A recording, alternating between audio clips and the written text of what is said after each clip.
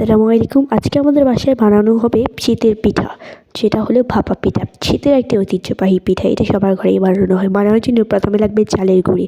এখানে আমি চালের গুঁড়ি নিয়ে নিয়েছি। তারপর লাগবে গুড়। গুড় ছাড়া তো পিঠাটা অসম্পূর্ণ। আর এখানে রয়েছে নারকেল, সেটাকে কুড়িয়ে নিয়েছি।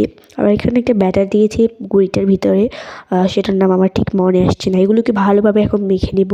মেখে বলতে একদম ড্রো করে নেব এরকম না, এগুলোকে একটু ঝুরঝুরো করে রাখার জন্য একটা চালনির ভেতরে দিয়ে এগুলোকে চেলে দিতেছে, যাতে একটু ঝুরঝুরে থাকে।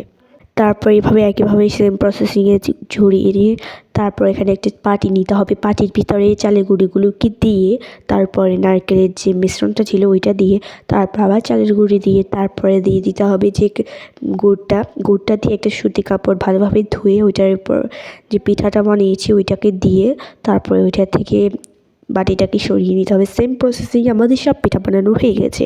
আর আমার কাছে কত মজা লেগেছে পিঠাটা, আসলে আমি জানি। তোমাদের কাছে কেমন লেগেছে অবশ্যই কিন্তু আমাকে কমেন্ট করে জানাতে ভুলবে না।